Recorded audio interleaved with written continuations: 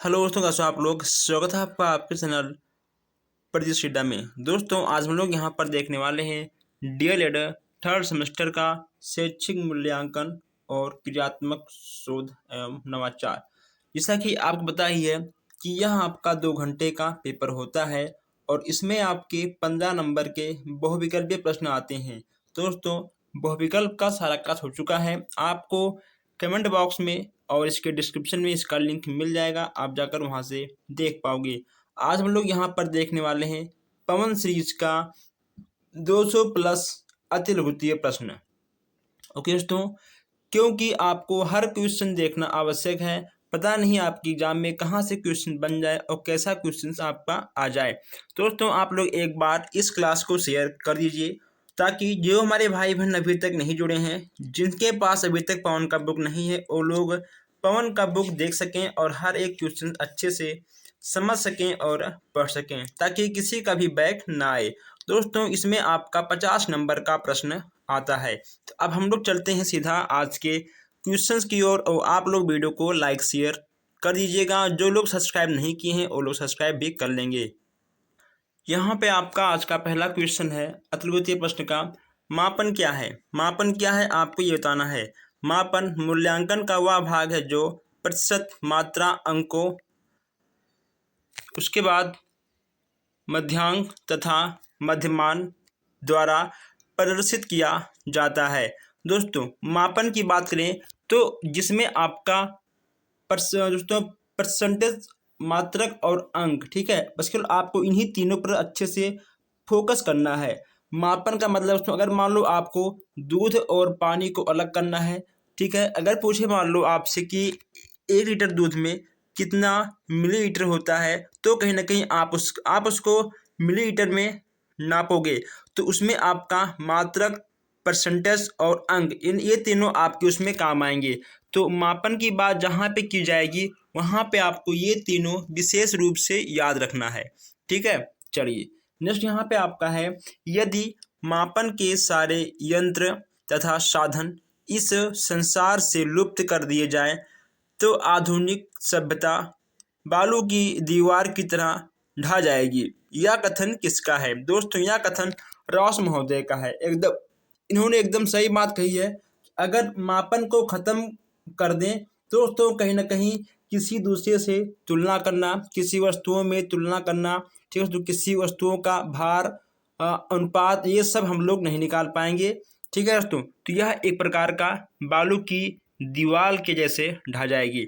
Next यहाँ पे आपका है, मापन में यह पता चलता है कि कोई वस्तु कितनी है, जबकि मूल्यांकन यह बताता है कि वस्तु कितनी अच्छी है। यह कथन किसका है। यह कथन दोस्तों रेमर्स एवं गेज का है, ठीक है दोस्तों, रेमर्स और गेज का है।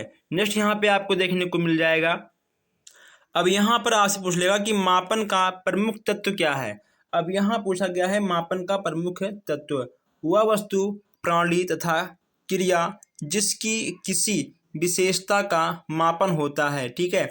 नेक्स्ट यहाँ पे आपका है, जिसके द्वारा व्यक्ति की विभिन्न योग्यताओं का मापन उसके व्यक्तित्व एवं रुचियों का अध्ययन किया जाता है, वह क्या कहलाता है। वह कहलाएगा मूल्यांकन। जहाँ पे दोस्तों आपका मापन आएगा, रुचि आएगा, ठीक है दोस्तों, वहाँ आपका मूल्यांकन हो जाएगा। अगर मान लो आप किसी भी क्लास में बच्चों को पढ़ाते हो और अगर आपने ये जान लिया कि आखिर वह बच्चा सबसे अधिक रुचि किस चीज़ में करता है, किस सब्जेक्ट में उसका मन लगता है, तो यह कहीं ना कहीं तो आपका मूल्यांकन के अंतर्गत आएगा, ठीक है। मापन के कितने प्रकार होते हैं, very very most important question. मापन के आपके हो जाएंगे 3 प्रकार से, ठीक है दोस्तों, 3 प्रकार के मापन आपके हो जाएंगे और ये आपको तीनों यहाँ पर दिख रहे हैं, ठीक है दोस्तों। चलिए अब यहाँ पे नेक्स्ट आपका है फॉर्मेटिक यानी संरचनात्मक मूल्यांकन क्या होता है। दोस्तों इसमें छात्रों, देखिए यहाँ पे आपको दिख जाएगा कि इसमें इसके द्वारा छात्रों के प्रारंभिक ज्ञान का मूल्यांकन होता है, ठीक है दोस्तों, बच्चों के प्रारंभिक ज्ञान का मूल्यांकन होता है, जो आपका मोस्ट इम्पॉर्टेंट टॉपिक है। बस केवल आपको उन्हीं चीज़ों को लिखते हुए आगे बढ़ना है। नेक्स्ट यहाँ पे आपका है मूल्यांकन का मुख्य उद्देश्य क्या होता है। यहाँ पे आपको दिख रहा है कि मूल्यांकन का मुख्य उद्देश्य है विद्यालय, कक्षा एवं स्वयं छात्र द्वारा निर्धारित किए गए शैक्षिक लक्ष्यों की प्राप्ति में छात्र की प्रगति की जांच करना। ठीक है दोस्तों, यही मूल्यांकन का उद्देश्य है।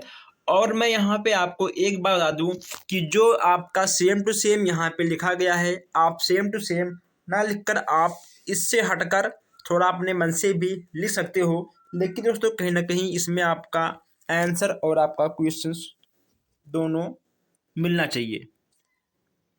दोस्तों यहाँ पे आपका है कि मापन तथा मूल्यांकन में मुख्य अंतर क्या है। अब यहाँ पूछा गया है अंतर। मापन एक समान शब्द है जबकि मूल्यांकन एक तकनीक शब्द है। इसको आपको नोट करना चाहिए 3 स्टार में। मापन एक समान शब्द है और मूल्यांकन एक तकनीक शब्द है। नेक्स्ट यहाँ पे आपको दिख जाएगा परीक्षण का क्षेत्र कैसा होता है।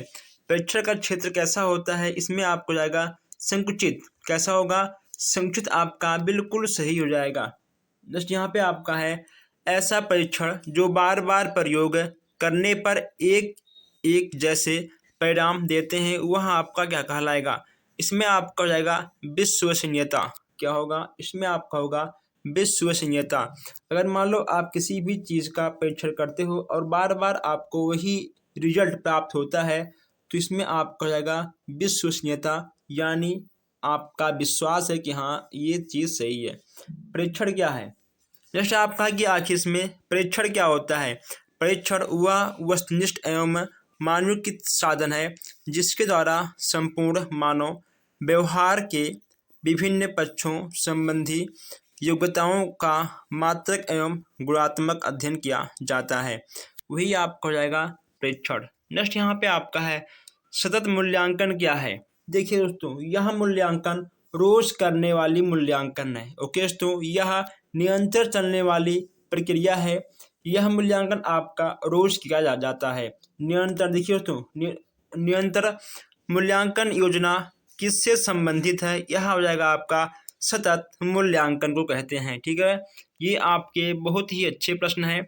व्यापक मूल्यांकन क्या होता है दोस्तों। व्यापक मूल्यांकन हम लोग रोज नहीं कर पाते हैं। ठीक है, 6 महीने, 1 महीने, उसके बाद 1 साल में व्यापक मूल्यांकन ही होता है। अब यहाँ से आप लोग देखिए इसके आंसर को, बालक के अधिगम को किसी न किसी रूप में प्रभावित करने वाले स्थूल से सूक्ष्म, प्रत्यक्ष अप्रत्यक्ष, ज्ञान से अज्ञान अनेकों पक्ष हैं जिसका मूल्यांकन करना व्यापक मूल्यांकन के अंतर्गत आता है।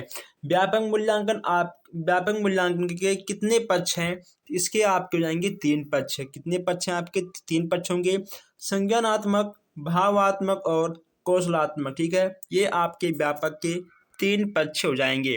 नेक्स्ट यहाँ पे आपका है सतत मूल्यांकन की विधियां कौन कौन सी होती हैं। देखिए दोस्तों, सत्र, मानसिक और सेमेस्टर। ओके दोस्तों, ये आपकी 3 विधियां हो जाएंगी। मूल्यांकन के कितने प्रकार होते हैं, मूल्यांकन के कितने पक्ष होते हैं, यहाँ देखिए आप लोग, संज्ञानात्मक, भावात्मक और कौशलात्मक। ये आपके मूल्यांकन के 3 पक्ष हो जाएंगे। कितने पक्ष आपके होंगे, आपके 3 पक्ष हो जाएंगे। दोस्तों आप यहाँ से लेकर यहाँ तक इन प्रश्नों को 3 स्टार में लिखिए। यहाँ से प्रश्न आपका जरूर फंसेगा। ठीक है, ये प्रश्न आपके अक्सर आने वाले प्रश्न हैं। नेक्स्ट यहाँ पे आपका है कि ब्लूम ने मूल्यांकन के संज्ञानात्मक पक्ष को, क्रियाओं को कितने वर्गों में विभाजित किया है। इसमें आपका हो जाएगा 6 वर्गों में विभाजित किया है। कितने वर्गों में, ब्लूम ने मूल्यांकन के संज्ञानात्मक पक्ष को 6 वर्गों में विभाजित किया है। नेक्स्ट यहाँ पे आपका है असमेटिव मूल्यांकन, यानी आपका आकलिक मूल्यांकन क्या होता है। देखिए दोस्तों, आकलिक मूल्यांकन योगात्मक मूल्यांकन भी कहलाता है। ठीक है, अब यहाँ आप इसको लिख लीजिए कि आकलिक मूल्यांकन और योगात्मक मूल्यांकन दोनों एक होते हैं। इसके द्वारा छात्रों की संज्ञानात्मक पक्ष, भावात्मक पक्ष और क्रियात्मक पक्ष का मूल्यांकन किया जाता है। आकलिक मूल्यांकन से संज्ञानात्मक, भावात्मक और क्रियात्मक पक्ष का मूल्यांकन किया जाता है। किसका, छात्रों का। ठीक है, आकलिक मूल्यांकन या आपका योगात्मक मूल्यांकन, ये आपके दोनों सेम सेम हो जाएंगे। आइए अब यहाँ हम आगे बढ़ते हैं। नेक्स्ट यहाँ पे आपका है शैक्षिक मापन के कितने स्तर हैं। शैक्षिक मापन के कितने स्तर हैं। शैक्षिक मापन के आपके 4 स्तर हैं। दोस्तों कितने स्तर हैं आपके? 4 स्तर हैं। कौन कौन? शाब्दिक स्तर, कर्मिक स्तर, अंतराल स्तर और अनुपात स्तर। ठीक है, शाब्दिक, कर्मिक, अंतराल, अनुपात। शाब्दिक, कर्मिक, अंतराल, अनुपात। शाब्दिक, कर्मिक, अंतराल, अनुपात। आप इसको ऐसे याद कर सकते हो, बहुत ही आसान है। नेक्स्ट यहाँ पे आपका है मूल्यांकन का क्या अर्थ है। मूल्यांकन एक कर्मिक प्रक्रिया है। कौन सी प्रक्रिया है? मूल्यांकन एक कर्मिक प्रक्रिया है। यह संपूर्ण प्रणाली का एक अभिन्न अंग है और यह शिक्षण तथ्यों से घनिष्ठ रूप से संबंधित है। ओके दोस्तों, आइए नेक्स्ट यहाँ पे आपका होगा शैक्षिक मूल्यांकन की प्रक्रिया के महत्वपूर्ण बिंदु क्या हैं। इसमें आपका हो जाएगा शिक्षण उद्देश्य, अधिगम अनुभव और व्यवहार परिवर्तन। नेक्स्ट यहाँ पे आपका क्या होगा? नेक्स्ट यहाँ पे आपका हो जाएगा मूल्यांकन के क्षेत्र में छात्र के व्यक्तित्व के कौन कौन से अंग आते हैं। इसमें आपको हो जाएगा ज्ञान, कुशलताएं, रुचियां, योग्यताएं और बुद्धि। ये आपके 5 आ जाएंगे। दोस्तों ये सब आपके वेरी वेरी मोस्ट इंपॉर्टेंट प्रश्न हैं। आप इन सब क्वेश्चंस को जरूर याद करके, नोट करके अपने दिमाग में ठूस ठूस के भर के जाइएगा। मूल्यांकन के सोपान है। मूल्यांकन के कितने सोपान हैं? मूल्यांकन के 3 सोपान हैं। कितने दोस्तों? आपके 3। ये पक्ष है, सोपान, इन सबको आपको याद करके जाना है। ठीक है, मूल्यांकन के पक्ष, मूल्यांकन के सोपान, इसके बाद यहाँ पे आपका मूल्यांकन का शाब्दिक अर्थ है। ओके दोस्तों, अब यहाँ देखिए, यहाँ पर भी आप इसको भी देख लीजिए, नहीं छूट जाएगा ये। मूल्यांकन की प्रशासनिक आवश्यकता किस कारण होती है। मूल्यांकन की प्रशासनिक आवश्यकता शैक्षिक स्तर की जांच करने के लिए होती है। अब मूल्यांकन का शाब्दिक अर्थ यहाँ पूछा गया है, मूल्य प्लस अंकन। ठीक है दोस्तों, मूल्य प्लस अंकन यानी मूल्य को आंकने वाला क्या? मूल्यांकन। ये आपका दोस्तों हो जाएगा शाब्दिक अर्थ होगा मूल्य प्लस अंकन। अब आगे बढ़ते हैं। नेक्स्ट यहाँ पे आपका जाएगा कि मूल्यांकन की परिभाषा बताना है। इसमें आपका मूल्यांकन, अब यहाँ देखिए इसका परिभाषा, मूल्यांकन में व्यक्ति या समाज तथा दोनों की दृष्टि से जो अच्छा है अथवा वांछनीय है उसको मानकर चला जाता है। यहाँ पे आपका जाएगा शैक्षिक मूल्यांकन की प्रक्रिया किस प्रकार की है। शैक्षिक मूल्यांकन की प्रक्रिया चहुमुखी है। कैसी है? चहुमुखी है, डॉक्टर पटेल के अनुसार है। नेक्स्ट यहाँ पे आपका है मूल्यांकन को उपकरण व प्रविधि के उद्देश्यों के अनुरूप कितने वर्गों में विभाजित किया जाता है। 4 वर्गों में। दोस्तों कितने वर्गों में? यह आपका लिखा होगा 4 वर्गों में। नेक्स्ट यहाँ पे आपका है मूल्यांकन का क्रियात्मक पक्ष क्या है। मूल्यांकन का क्रियात्मक पक्ष आपका जाएगा स्वाभाविकरण करना। ठीक है, स्वाभाविकरण करना आपका जाएगा मूल्यांकन का क्रियात्मक पक्ष है। बोध क्या है दोस्तों? बोध क्या होता है? बोध किसी वस्तु के भाव को ग्रहण करने की योग्यता होती है। बोध किसी वस्तु के भाव को ग्रहण करने की योग्यता होती है। किसी वस्तु के भाव को ग्रहण करने की योग्यता को क्या कहते हैं? उसे बोध कहते हैं। क्या कहते हैं? उसे बोध कहते हैं। ठीक है दोस्तों, आप हर क्वेश्चन को ऐसे 2 बार 3 बार पढ़िए, उल्ट पुल्ट के, आपको कन्फर्म याद हो जाएगा। लिखित परीक्षा का मुख्य उद्देश्य क्या होता है? बच्चों को वर्डों की ठीक ठीक बनावट लिखना सिखाना।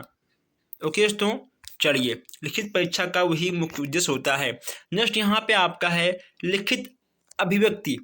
लिखित अभिव्यक्ति की कोई एक उपयोगिता लिखिए। बालक पठित अंश या विषय वस्तु को भली प्रकार से समझ लेना है। ठीक है, यही दोस्तों आपका लिखित अभिव्यक्ति के एक उपयोगिता हो जाएंगे। नेक्स्ट यहाँ पे आपका है मौखिक अभिव्यक्ति के साधन क्या क्या हैं। कहानी कथन, भाषण, कविता, पाठ, विचार विमर्श, ये आपके मौखिक अभिव्यक्ति के साधन हो जाएंगे।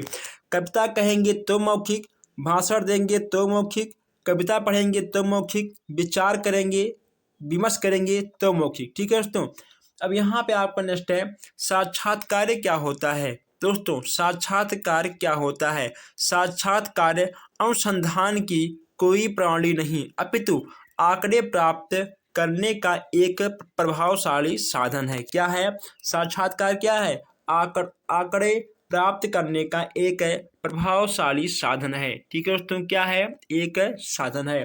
जस्ट यहाँ पे आपका हो जाएगा साक्षात्कार प्रक्रिया का एक दोष बताइए।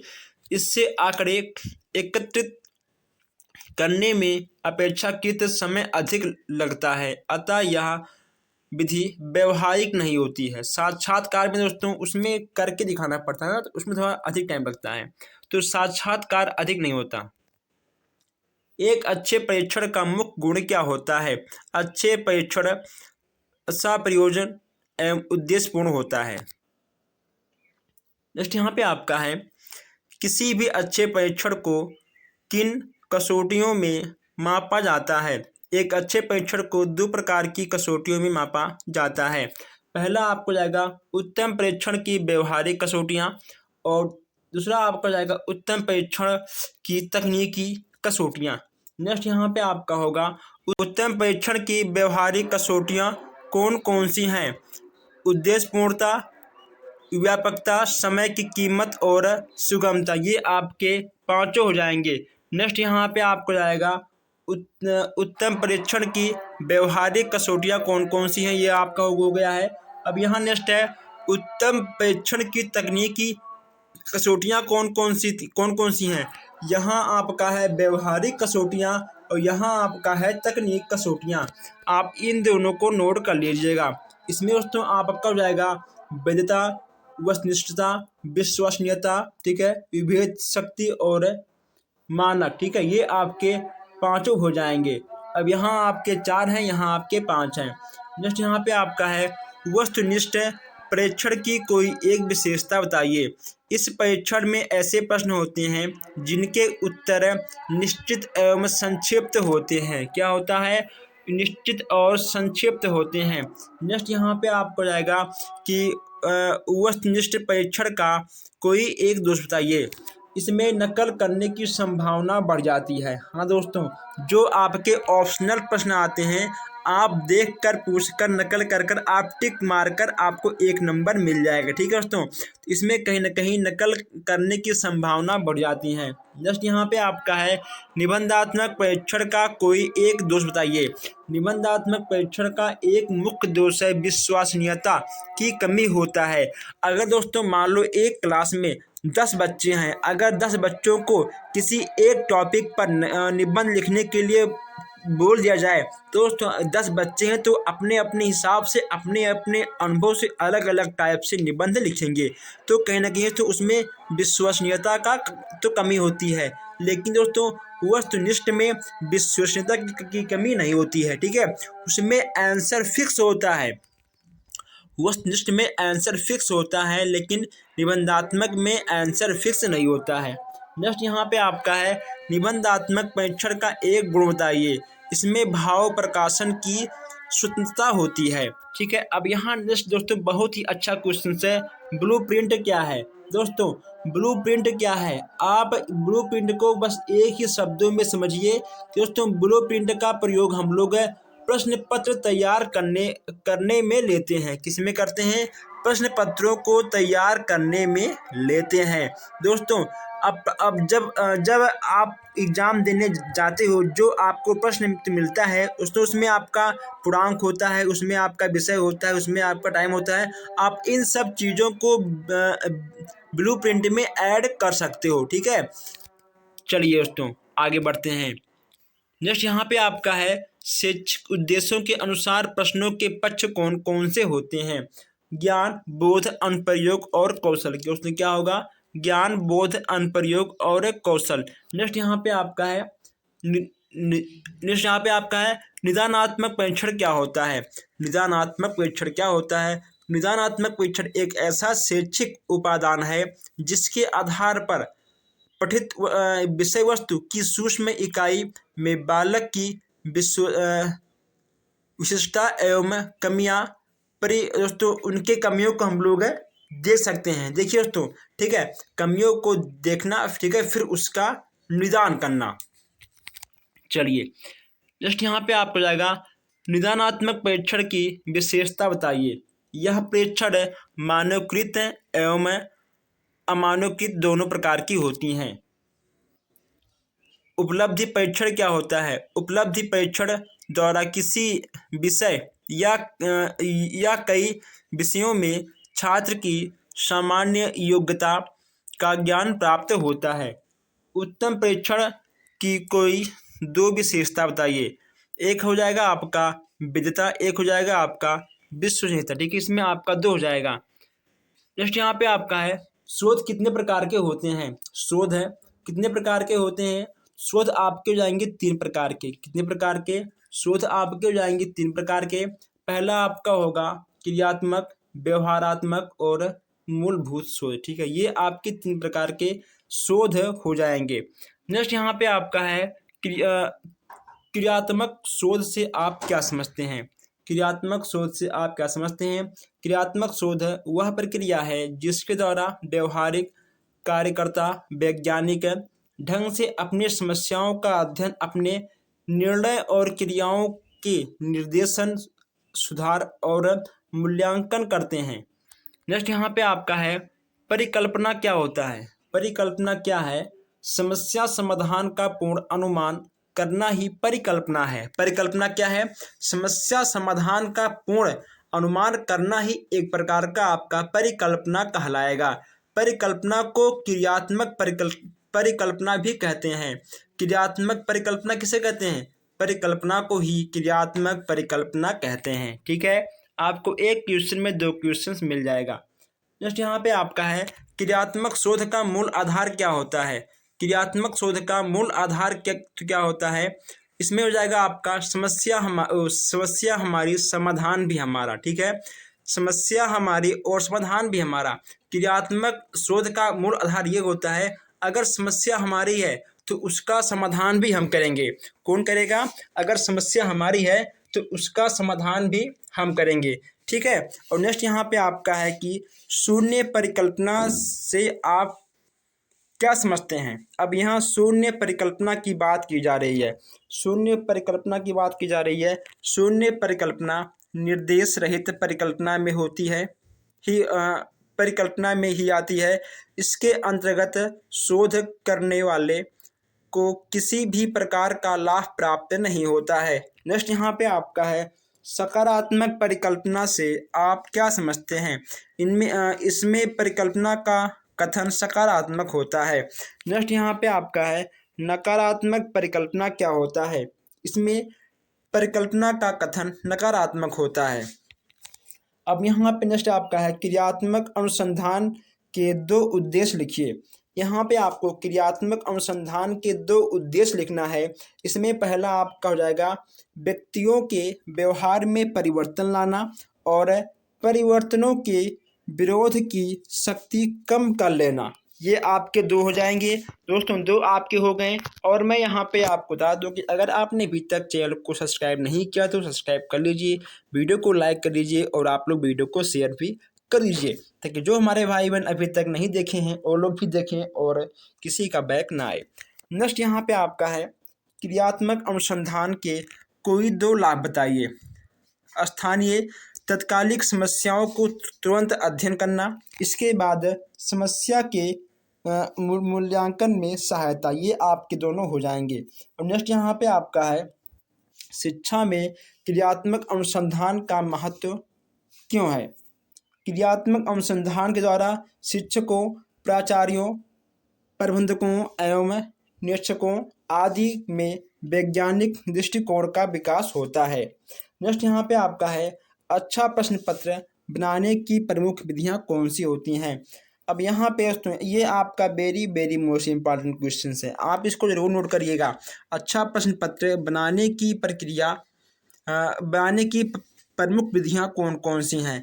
पहला आपको जाएगा नमूना तैयार करना। ठीक है, पहला आपका। नेक्स्ट आपको जाएगा ब्लूप्रिंट बनाना, प्रश्न बनाना और प्रश्नों के क्रम से प्रश्न पत्र का विश्लेषण करना।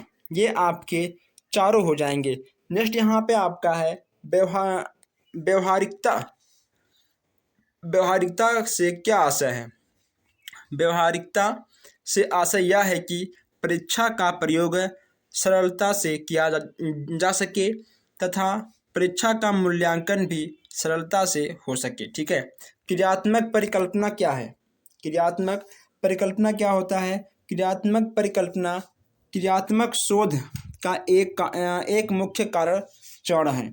नेक्स्ट यहाँ पे आपका है निर्देशित परिकल्पना क्या है? जब शोधकर्ता को परिकल्पना द्वारा उचित दिशा प्राप्त होती है तो उसे निर्देशित परिकल्पना कहते हैं। नेक्स्ट यहाँ पे आपका है निर्देशित परिकल्पना कितने प्रकार की होती है? निर्देशित परिकल्पना दो प्रकार की होती है, एक होता है आपका सकारात्मक और एक होता है आपका नकारात्मक। निर्देशित परिकल्पना कितने प्रकार की होती है? आपका हो जाएगा दो प्रकार का, सकारात्मक और नकारात्मक। नेक्स्ट यहाँ पे आपका है कि क्रियात्मक शोध के कितने चरण हैं? क्रियात्मक शोध के कितने चरण हैं? आपका हो जाएगा 6 चरण हैं। कितने? आपके जाएंगे क्रियात्मक शोध के 6 चरण। ठीक है। चलिए, प्रश्न कितने प्रकार के होते हैं? दोस्तों, प्रश्न कितने प्रकार के होते हैं? अब आप बताइए, आपके एग्जाम में प्रश्न कितने प्रकार के हैं? दोस्तों, प्रश्न आपका पहला होता है वस्तुनिष्ठ। ठीक है। फिर आपको देखने को मिल जाएगा अति लघुत्तरीय प्रश्न, फिर लघुत्तरीय प्रश्न। दोस्तों, उसके बाद आपका होगा, ठीक है, दीर्घ प्रश्न। दोस्तों, दीर्घ प्रश्न आपके इस एग्जाम में नहीं मिलेगा, बस केवल आपको 3 टाइप के प्रश्न मिलते हैं, क्योंकि दोस्तों इसमें टाइम भी कम होता है। ठीक है। इसलिए आपको दीर्घ प्रश्न नहीं मिलते हैं इस एग्जाम में, बस केवल आपको मिलेंगे वस्तुनिष्ठ प्रश्न, अति लघु प्रश्न और लघु प्रश्न। इसके लिए ही आपके 3 प्रकार के मिलते हैं, क्योंकि इसका टाइमिंग कम होता है, इसलिए। आगे बढ़ते हैं। नेक्स्ट यहाँ पे आपका है विश्वसनीयता से आपका क्या आशा है? विश्वसनीयता से तात्पर्य ऐसे परीक्षण से है जिसमें बार बार प्रयोग करने पर एक जैसे परिणाम प्राप्त होते हैं। इस पर हम लोग बात कर चुके हैं। शिक्षण अधिगम तथा मूल्यांकन में संबंध को स्पष्ट करिए। शिक्षण के द्वारा अधिगम सीखने सिखाने की प्रक्रिया पूर्ण होती है। ओके दोस्तों, जब अधिगम की प्रक्रिया पूर्ण होती है तब अधिगम स्तर की जांच अर्थात मूल्यांकन किया जाता है। इस प्रकार स्पष्ट है कि शिक्षण अधिगम तथा मूल्यांकन एक दूसरे से संबंधित हैं। आगे बढ़ते हैं। नेक्स्ट यहाँ पे आपको देखने को मिल जाएगा मूल्यांकन की परिभाषा कीजिए। दोस्तों, मूल्यांकन को परिभाषित कीजिए। ठीक है। यहाँ पे आपको मूल्यांकन को परिभाषित करना है। मूल्यांकन वह प्रक्रिया है जिसके द्वारा शिक्षण एवं छात्र यह निर्णय करते हैं कि शिक्षण लक्ष्यों को प्राप्त किया जा सकता है या नहीं। नेक्स्ट आपका है शैक्षिक मापन का क्या अर्थ है? मापन मूल्यांकन का वह भाग है जो बालक की शैक्षिक योग्यता को प्रतिशत मात्रा अंकों में प्रदर्शित करता है। परीक्षण से आप क्या समझते हैं? किसी व्यक्ति के व्यवहार का अध्ययन करने की प्रक्रिया ही परीक्षण है। मूल्यांकन के 2 प्रमुख पक्षों का उल्लेख करिए। एक आपका ज्ञानात्मक पक्ष, एक आपका भावात्मक पक्ष। मूल्यांकन के प्रमुख पक्ष कितने हैं? मूल्यांकन के प्रमुख पक्ष आपके 2 हो जाएंगे। एक आपका होगा ज्ञानात्मक और दूसरा आपका होगा भावात्मक। ये आपके मूल्यांकन के 2 पक्ष हो जाएंगे। नेक्स्ट यहाँ पे आपको जाएगा व्यापक मूल्यांकन की आवश्यकता क्यों होती है? अब यहाँ पे आपका है व्यापक मूल्यांकन बालकों के अधिगम को प्रभावित करने वाले प्रत्येक कारण को मूल्यांकन के लिए व्यापक मूल्यांकन की आवश्यकता होती है। आप एक बार फिर सुन लीजिए, बालक के अधिगम को प्रभावित करने वाले प्रत्येक कारणों का मूल्यांकन करने के लिए व्यापक मूल्यांकन की आवश्यकता होती है। ठीक है। चलिए, मूल्यांकन के 2 प्रमुख प्रकार बताइए, रचनात्मक एवं योगात्मक। ठीक है। रचनात्मक एवं योगात्मक। नेक्स्ट यहाँ पे आपका है अच्छे परीक्षण की विधता का क्या अभिप्राय है? इसमें आपको जाएगा अच्छे परीक्षण में वैधता से अभिप्राय है कि परीक्षण कितनी सत्ता से किसी का मापन करता है, जिसे मापन के उद्देश्यों के लिए उसे तैयार किया जाता है। दोस्तों, नेक्स्ट आपका यहाँ पर है प्रश्न करने का प्रमुख उद्देश्य क्या होता है? प्रश्न करने का उद्देश्य यह है कि बालक के ज्ञान के स्तर का पता लगाना। ठीक है दोस्तों, अगर पूछे आपसे कोई कि आपका एग्जाम क्यों होता है, तो आपके ज्ञान के स्तर को जांचने के लिए ही एग्जाम होता है, वरना एग्जाम का कोई मतलब नहीं होता। ठीक है, अच्छे प्रश्नों को दो प्रमुख विशेषता बताइए। जो आपके अच्छे प्रश्न होते हैं उसके दो प्रमुख विशेषता कौन कौन से होते हैं आपको बताना है। इसमें आपका क्या होगा, देखिए दोस्तों, इसमें आपका हो जाएगा प्रश्न स्पष्ट भाषा में होनी चाहिए। ठीक है, प्रश्न ज़्यादा सरल या ज़्यादा कठिन ना हो। ठीक है दोस्तों, प्रश्न स्तर के आधार पर होना चाहिए। अगर मान लो कोई बालक क्लास 5 में है तो उसको क्लास 8 का प्रश्न मत दो। ठीक है, अगर बालक क्लास 5 में है तो आप उसको क्लास 4 और क्लास 5 के स्तर का क्वेश्चन दे सकते हो, या फिर आप क्लास 5 क्लास 6 का। ठीक है दोस्तों, आप और ज़्यादा उसे कठिन नहीं दे सकते हो, मीडियम साइज दो ताकि बच्चा उस क्वेश्चन को सॉल्व कर ले जाए। नेक्स्ट यहाँ पे आपका है शैक्षिक उद्देश्यों के अनुसार प्रश्नों के दो प्रमुख प्रकार बताइए, वस्तुनिष्ठ प्रश्न और निबंधात्मक प्रश्न। नेक्स्ट यहाँ पे आपका है कि क्रियात्मक शोध को परिभाषित कीजिए, कार्य क्षेत्र से संबंधित समस्या के कारणों को जानने व समाधान हेतु किया जाने वाला शोध क्रियात्मक शोध कहलाता है। नेक्स्ट यहाँ पे आपका है कि शिक्षा के क्षेत्र में क्रियात्मक शोध की क्या आवश्यकता है। शिक्षा के क्षेत्र में कम समय में अपनी सभी आवश्यकताओं का समाधान खोजना क्रियात्मक शोध में ही संभव होता है। ठीक है दोस्तों, क्रियात्मक क्षेत्र से ही संभव है। अब यहाँ आगे बढ़ते हैं। नेक्स्ट यहाँ पे आपको जाएगा कि क्रियात्मक शोध के दो प्रमुख उपकरणों का उल्लेख करिए। अब यहाँ पूछा गया आपसे कि क्रियात्मक शोध के दो प्रमुख उपकरणों का उल्लेख आपको यहाँ पर करना है दोस्तों। तो यहाँ पे दो नहीं, यहाँ पे लिख के 3 हो गया है, साक्षात्कार, प्रश्नोत्तर और अवलोकन। ठीक है, ये आपकी 3 हो गए हैं। ठीक, चलिए कोई बात नहीं, लेकिन आप एग्जाम में 2 ही लिख कर आएंगे अगर आपसे 2 पूछेगा तो। नेक्स्ट यहाँ पे आपका है क्रियात्मक शोध में परिकल्पना का क्या अर्थ है। परिकल्पना क्या अर्थ है आप यहाँ पर बताना है कि परिकल्पना से तात्पर्य उन क्रिया विधियों से है जिनके द्वारा समस्या को समाप्त करने के लिए प्रयत्न किया जाता है। देखिए, आपका सबसे नया क्वेश्चन है, शिक्षा में नवाचार का क्या अभिप्राय है।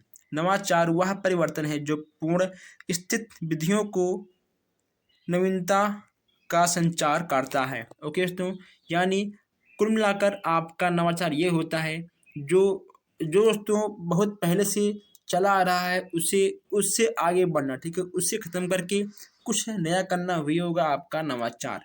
नेक्स्ट यहाँ पे आपका है मूल्यांकन का लक्ष्य स्पष्ट करना है। यहाँ पे मूल्यांकन का लक्ष्य क्या होता है दोस्तों, जब हम किसी बालक का मूल्यांकन करेंगे तो हमारा लक्ष्य क्या होगा, हम उस बच्चे में क्या ढूंढेंगे। ठीक है, वही चीज़ आपको यहाँ पर लिखनी है दोस्तों, गुणवत्ता, ठीक है, चयन, उसके बाद यहाँ पे अधिगम्य वृद्धि, ठीक है दोस्तों, अभिप्रेरणा, इन सब चीज़ों को यहाँ पर आपको लिख देना है। जस्ट यहाँ पे आपका होगा कि मूल्यांकन के भावात्मक पक्ष को बताइए।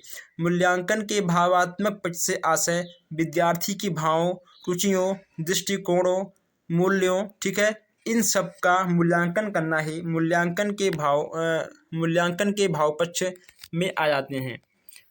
नेक्स्ट यहाँ पे आपका होगा मूल्यांकन के अंतर्गत संज्ञान सागामी पक्ष से आपका क्या तात्पर्य है। मूल्यांकन के संज्ञानात्मक पक्ष के पश्चात भावात्मक तथा कौशलात्मक एवं व्यवहारात्मक पक्ष आता है, जिसे संज्ञान सागामी पक्ष भी कहा जाता है। मूल्यांकन के युग्म मूल्यांकन को स्पष्ट करिए। दोस्तों, यहाँ पे मूल्यांकन से आपके भर भर के क्वेश्चन आते हैं, यानी मूल्यांकन से आपका प्रश्न आना 101% ठीक है। युग्म मूल्यांकन, छात्र छात्राएं परस्पर एक दूसरे की सफलतापूर्वक मूल्यांकन कर सकते हैं। अब नेक्स्ट यहाँ पे आपका है सतत मूल्यांकन का आशय बताना है यहाँ पे आपको। ठीक है दोस्तों, इसमें आपका क्या होगा, देखिए दोस्तों, इसमें विद्यार्थियों के अनुभव और व्यवहारों में होने वाले परिवर्तनों का लगातार मूल्यांकन किया जा सकता है। ठीक है दोस्तों, आज भी, कल भी, परसों भी, यानी रोज हम लोग मूल्यांकन कर सकते हैं। व्यापक मूल्यांकन का उद्देश्य क्या होता है? व्यापक मूल्यांकन का उद्देश्य विद्यार्थियों के सभी पक्षों संज्ञानात्मक, भावात्मक, कौशलात्मक एवं व्यवहारात्मक का मूल्यांकन करना, यह आपका व्यापक मूल्यांकन के अंतर्गत आएगा। नेक्स्ट यहाँ पे आपका है, बच्चों की शैक्षिक अभिवृद्धि से आपका क्या आशय है? दोस्तों, अब यहाँ बच्चों की शैक्षिक अभिवृद्धि की बात यहाँ पे की जा रही है। इसमें दोस्तों आपका जाएगा, बच्चों की अभिवृद्धि का अर्थ है बालक में ढील डोल यानी उसकी लंबाई चौड़ाई, ठीक है दोस्तों, तथा भार में वृद्धि में उसके मांसपेशियों तथा शरीर की रचना में ही नहीं होती, वरन यह आंतरिक अंगों और मस्तिष्क में भी होता है। दोस्तों, इसका मतलब यह है कि शैक्षिक अभिवृद्धि से आपका यही तात्पर्य है कि बच्चों की लंबाई चौड़ाई, उसकी मानसिक, ठीक है दोस्तों, उसकी शारीरिक, मस्तिष्क, उसकी तो मांसपेशियाँ, यानी हर चीज़ के बारे में जानना, उसका जांच करना। चलिए अब आगे बढ़ते हैं। नेक्स्ट यहाँ पे आपको जाएगा कि मूल्यांकन में जोड़ा बनाने वाले प्रश्नों से आपका क्या आशय है? आप लोगों ने देखा होगा कि क्लास 2, क्लास 3 में बच्चों को मिल जाते हैं दोस्तों, ठीक है, ऐसे कि इसका होगा, इसका होगा, ठीक है दोस्तों, इसका होगा, ठीक। तो ऐसे प्रश्न आपको मिल जाते हैं जोड़ा वाले। उससे क्या आशय है? जोड़ा बनाने वाले, अब यहाँ देखिए आप लोग यहाँ देखिए, जोड़ा बनाने वाले प्रश्नों से आशय दी गई सूचियों में एक सूची, ठीक है दोस्तों, उसमें होगा आपका 2, एक इधर, एक लेफ्ट, एक राइट, ठीक है, के एकांशों को दूसरी सूची के एकांशों में मिलाना या जोड़ बनाया जाए, ठीक है दोस्तों। इसका मतलब है, ये इतना नहीं आता है तो क्वेश्चन। चलिए अब यहाँ से क्वेश्चन आपका आने का चांस बनता है। क्रियात्मक शोध का उद्देश्य बताइए। क्रियात्मक शोध का उद्देश्य शिक्षा जगत के लोगों द्वारा विद्यालय की समान परिस्थितियों में वैज्ञानिक पद्धतियों का प्रयोग करते हुए शिक्षा जगत में समस्याओं का समाधान करना, ठीक है, यह आपका क्रियात्मक शोध के अंतर्गत आएगा। क्रियात्मक शोध से आपका क्या तात्पर्य है? क्रियात्मक शोध से तात्पर्य उस व्यवहारिक शोध से है जिससे विद्यालय से संबंधित लोगों द्वारा अनुभव की जाने वाली समस्याओं के वैज्ञानिक ढंग से हल करने का प्रयास स्वयं उनके द्वारा किया जाता है। अब यहाँ आगे बढ़ते हैं। नेक्स्ट यहाँ पे आपको देखने को मिल जाएगा, क्रियात्मक शोध के उपकरणों के अंतर्गत अवलोकन का क्या तात्पर्य है?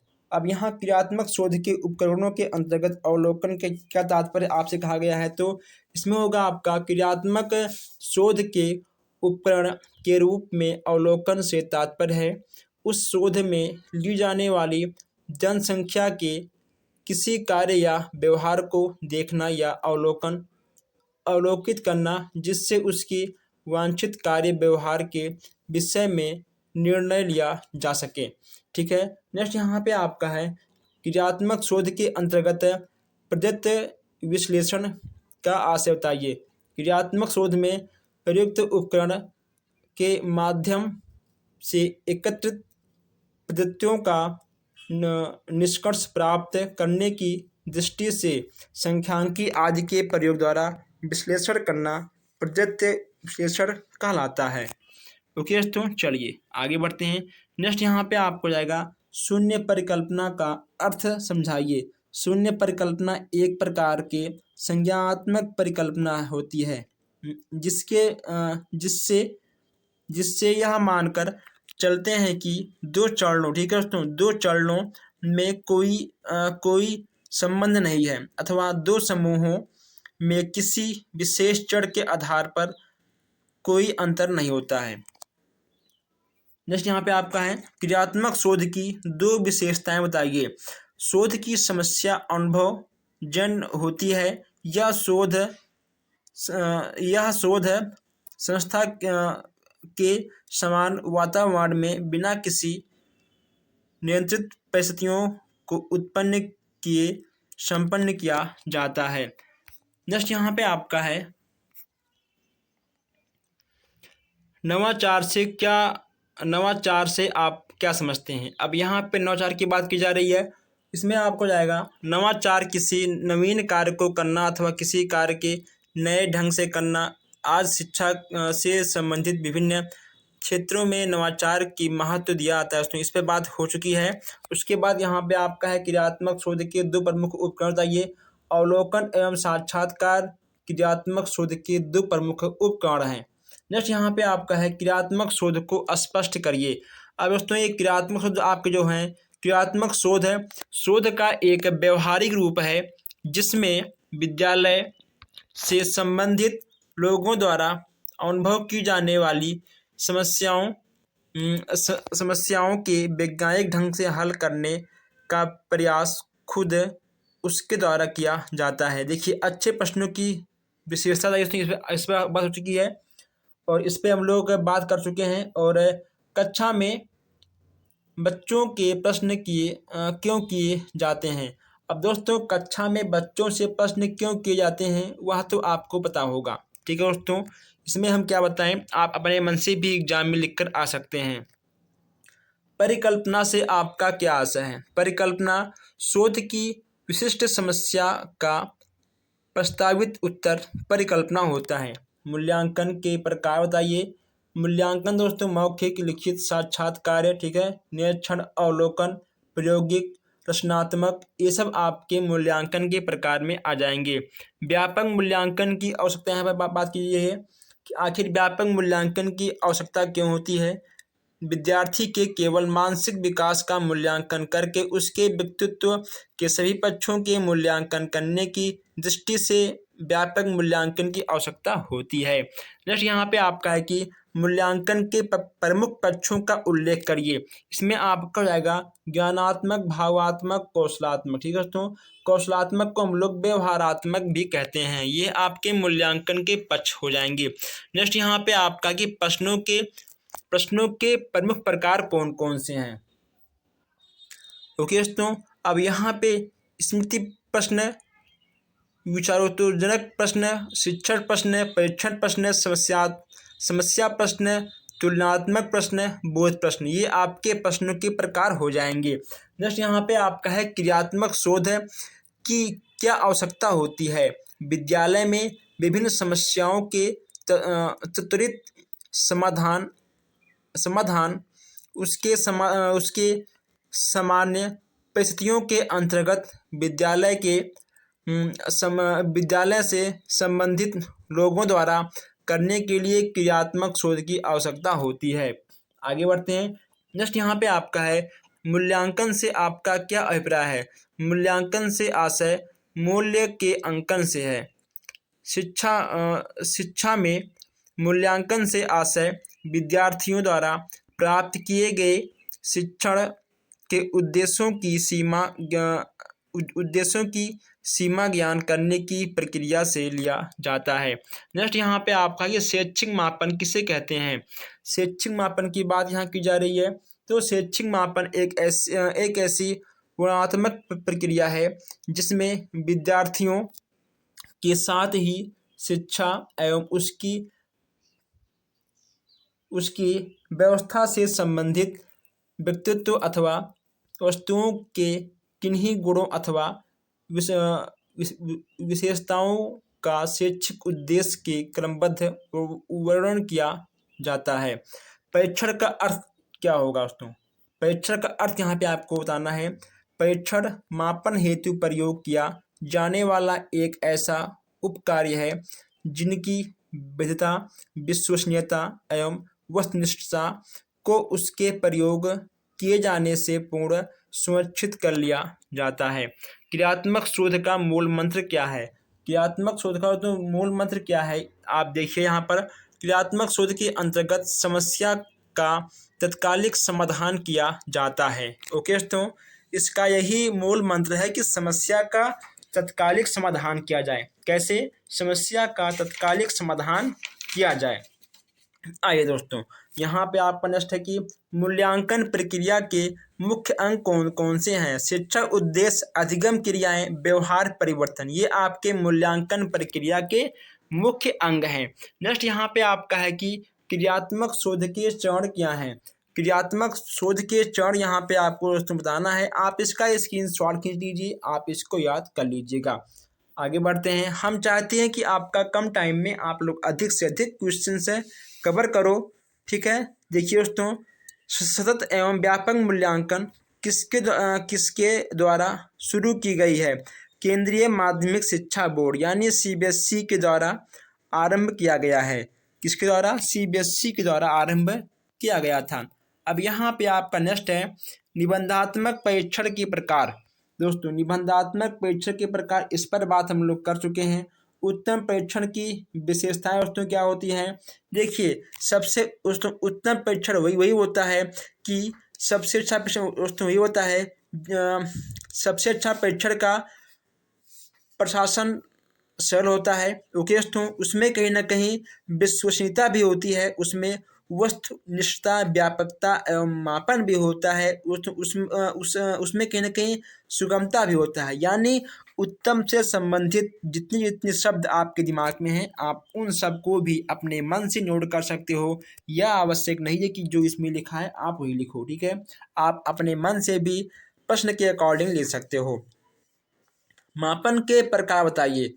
शाब्दिक, कर्मिक, आंतरिक और अनुपातिक, ठीक है। शाब्दिक, कर्मिक, आंतरिक और अनुपातिक कितने हैं दोस्तों? 4 हैं, ठीक है। चलिए आगे बढ़ते हैं।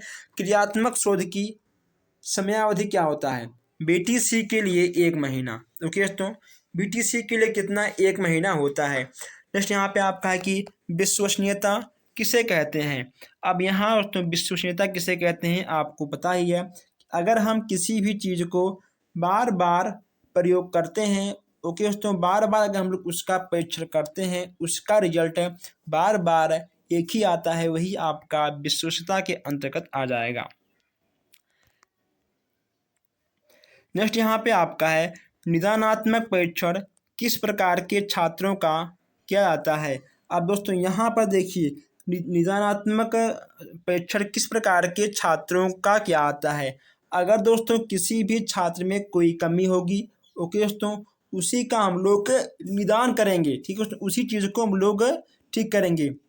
वह आपका चाहे मस्तिष्क का रोग हो, शारीरिक रोग हो, ओके दोस्तों, उसका पिछड़ापन हो, किसी भी प्रकार का दोष होगा तो हम लोग निदानात्मक परीक्षण से ही बच्चे का ठीक करेंगे। उपचारात्मक परीक्षण के उद्देश्य आइए। उद्देश्य दोस्तों, उपचारात्मक परीक्षण के उद्देश्य छात्रों के व्यवहार में परिवर्तन करना, छात्रों की योग्यताओं में वृद्धि करना, छात्रों के मानसिक तनाव के कारण शिक्षण कार्य में होने वाले अवरोध को दूर करना, ठीक है, और छात्रों में आत्मविश्वास जगाना, ये सब आपके उपचारात्मक परीक्षण के अंतर्गत आ जाएंगे। अब यहाँ पे नेक्स्ट आपका है कि दक्षता आधारित मूल्यांकन से आप क्या समझते हैं। दोस्तों, इसमें आपका हो जाएगा कि प्राथमिक स्तर पर छात्र छात्राओं की अधिगम प्रक्रिया का निर्माण सतत रूप से होता रहता है। इसके लिए दक्षता आधारित मूल्यांकन का प्रयोग किया जाता है। इसके अनुसार छात्रों द्वारा सीखे गए रचनात्मक कौशलों का आकलन होता है, ठीक है। ये आपके बिल्कुल सही हो जाएंगे। नेक्स्ट यहाँ पे आपका है कि शिक्षण प्रक्रिया की दृष्टि से ज्ञानात्मक पक्ष के स्तर कौन से होते हैं। ज्ञान और बोध, अनुप्रयोग और विश्लेषण, ठीक है। ये आपके शिक्षण प्रक्रिया के पक्ष हो जाएंगे। आप इसको नोट कर लीजिएगा, यहाँ से भी क्वेश्चंस आपका बन जाता है। नेक्स्ट यहाँ पे आपका हो जाएगा कि मूल्यांकन को परिभाषित कीजिए। देखिए दोस्तों, इसमें आपका हो जाएगा कि NCERT के अनुसार शैक्षिक मूल्यांकन एक प्रक्रिया है जिसके अनुसार यह ज्ञात किया जाता है कि उद्देश्य किस सीमा तक प्राप्त किए गए हैं। कक्षा में दिए गए अधिगम अनुभव कहाँ तक प्रभावशाली सिद्ध हुए हैं, ठीक है, और कहाँ तक शिक्षा के उद्देश्य पूर्ण किए गए हैं। यहाँ आपका एनसीईआरटी के अनुसार है। किसके अनुसार है? एनसीईआरटी के अनुसार है। नेक्स्ट यहाँ पे आपको जाएगा कि शैक्षिक मूल्यांकन के कोई दो उद्देश्य बताइए। अब यहाँ केवल पूछा गया है आपसे दो उद्देश्य, और यहाँ पे आपको 6 उद्देश्य देखने को मिल रहा है, लेकिन बस केवल आपको एग्जाम में 2 ही लिखना है। जितना पूछेगा आपसे उतना लिखना है, आपको 1 भी % एक्स्ट्रा नहीं लिखना है, क्योंकि 1 नंबर के प्रश्न में आपको 1 ही नंबर मिलेगा। आप चाहे 2 लिखो चाहे 4 लिखो। आप इन चीज़ों को ज़रूर नोट कर लीजिएगा। नेक्स्ट यहाँ पे आपका है कि कौशलात्मक पक्ष का मूल्यांकन किस प्रकार किया जाता है। अब यहाँ पर देखिए दोस्तों, सबसे अच्छी बात यह है कि आप इन तीनों प्रश्नों का स्क्रीनशॉट खींचिए, ठीक है। आप इन तीनों प्रश्नों का स्क्रीनशॉट खींचिए। ये देखिए यहाँ पे आपका 18 बैच में 2-2 बार आए हुए क्वेश्चन हैं, ठीक है, और ऐसे क्वेश्चंस आपके एग्जाम में जरूर आ ही जाते हैं। शैक्षिक अनुसंधान में मूल्यांकन की क्या उपयोगिता है? शैक्षिक अनुसंधान में मूल्यांकन की क्या उपयोगिता है, ये भी यहाँ पे आपको देखने को मिल रहा है, ठीक है। सीखने की प्रेरणा, उसके बाद पाठ्यक्रम में परिवर्तन, शिक्षण में उन्नति, परीक्षण प्रणाली में सुधार और विद्यालयों में सुधार। ये आपके 5 पॉइंट हैं, इसको आप जरूर नोट कर लीजिएगा। अवलोकन का मूल्यांकन में क्या महत्व है? अवलोकन का मूल्यांकन में क्या महत्व है, हम आगे बात कर चुके हैं, ठीक है। और दोस्तों देखिए, अवलोकन का मतलब ये होता है, आप 100 बातों की एक बात तो समझो। अवलोकन दोस्तों ये होता है कि हम बिना लिखित देखो, हम लोग मतलब अपने माइंड से बच्चों के हाव भाव को देखकर हम समझ जाएं कि आखिर बच्चे में क्या कमी है, बच्चे का मन किस में लग रहा है। यानी बच्चों के हाव भाव से ही उसका अवलोकन करना कहलाएगा, ठीक है दोस्तों। चलिए आगे बढ़ते हैं। यहाँ पे आपका नेक्स्ट क्वेश्चन क्या है? नेक्स्ट यहाँ पे आपका आ चुका है नवाचार। देखिए, हमने आपसे कहा था आगे कि नवाचार का मतलब ये होता है कुछ भी नया करना, ठीक है, कुछ भी नया करना। जैसे मान लो बच्चों को पढ़ाने के संबंध में कुछ नया स्टेप उठाना, ठीक है दोस्तों, नए चीज़ों का शुरुआत करना, यह सब आपका नवाचार के अंतर्गत आ जाएगा, ठीक है। यहाँ पे आपको ऐसे कुछ पॉइंट देखने को मिल जाएंगे। नेक्स्ट आप यहाँ पे आपका है रचनात्मक मूल्यांकन क्यों आवश्यक है। इस पर हम आगे बात कर चुके हैं।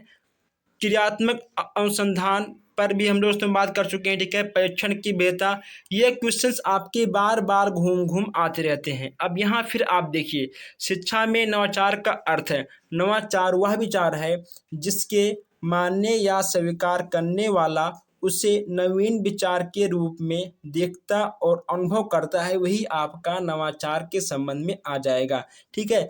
आपका 17 बैच, 18 बैच, 19 बैच, यही सब क्वेश्चंस आपके घूम घूम आते रहते हैं। यहाँ पे आपका नेक्स्ट है शैक्षिक शोध का अर्थ स्पष्ट करिए और क्रियात्मक शोध का अर्थ स्पष्ट करिए। शैक्षिक और क्रियात्मक पर भी हम आगे बात कर चुके हैं, आपको आगे मिल गया होगा। अगर आपने स्टार्टिंग से देखा है तो आपको आगे यह क्वेश्चंस मिला होगा, ठीक है। अगर आपने ध्यान नहीं दिया तो आप इसका स्क्रीनशॉट भी खींच सकते हो। अब यहाँ आगे बढ़ते हैं। क्रियात्मक शोध, क्रियात्मक शोध के 2 प्रमुख उपकरण कौन कौन से हैं? अवलोकन और साक्षात्कार क्रियात्मक शोध के 2 प्रमुख उपकरण हैं। कौन कौन से? क्रियात्मक और तो अवलोकन और साक्षात्कार, ये क्रियात्मक शोध के 2 प्रमुख उपकरण हैं। देखिए, ये आपका 19 में आया था, 18 में आया था। हमने आपसे पहले ही कहा कि एक ही क्वेश्चन बार बार घूमता रहता है। अब यहाँ पे आपका है परिकल्पना क्या होता है?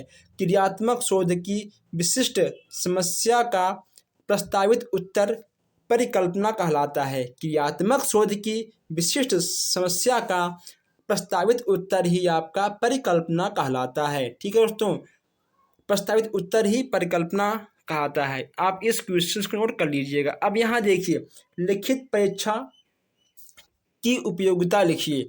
अब यहाँ पे आप बताइए, इसमें आप बहुत कुछ लिख सकते हो, ठीक है। आप लिखित परीक्षा की उपयोगिता के बारे में बहुत कुछ लिख सकते हो। इसके बाद यहाँ पे आपका है सामाजिक कौशल मूल्यांकन के उपकरण कौन कौन से हैं। अब यहाँ आपसे सामाजिक कौशल की बात की जा रही है। उसके बाद यहाँ पे आपका है सामाजिक दृष्टिकोण से मूल्यांकन की आवश्यकता क्यों है।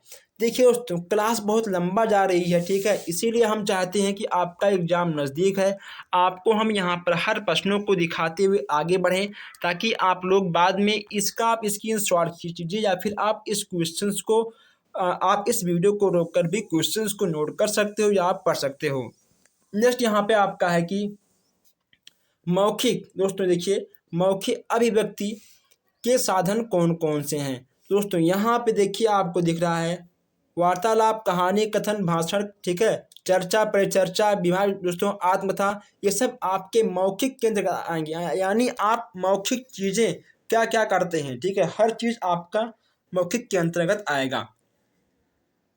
अब दोस्तों यहाँ पे देखिए, यहाँ आपका एक क्वेश्चन छूट रहा था, मांसपेशियां एवं आंगिक गतिविधियां मूल्यांकन के किस पक्ष से संबंधित हैं। यह आपका रहेगा क्रियात्मक। देखिए हम लोग कोई भी तो क्रिया कैसे करते हैं, अपने हाथों से करते हैं, ठीक है दोस्तों, अपने मुंह से करते हैं, यानी ये हमारे मांसपेशियों के अंतर्गत आएंगे, ठीक है, ये सब हमारे मांसपेशियों के अंतर्गत आएंगे।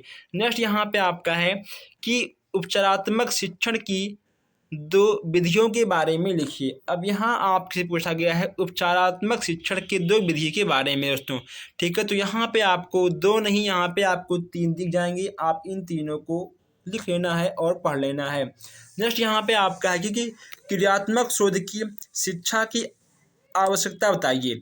ओके दोस्तों, तो यहाँ पर भी आपको मिल जाएगा। आज का लास्ट क्वेश्चन है दोस्तों, कहीं ना कहीं आपको हर क्वेश्चन हमने यहाँ पर टेस्ट कराने की कोशिश की है। अगर मान लो आपको कुछ भी समझ में नहीं आया है तो आप क्वेश्चंस को कमेंट बॉक्स में टाइप करिए, हम उस क्वेश्चंस को पढ़ेंगे, देखेंगे और हम कमेंट बॉक्स में ही आपको समझाएंगे, या फिर आगे आने वाले नेक्स्ट क्लास में हम आपके क्वेश्चंस को उठाकर उसमें आपको हम बताएंगे।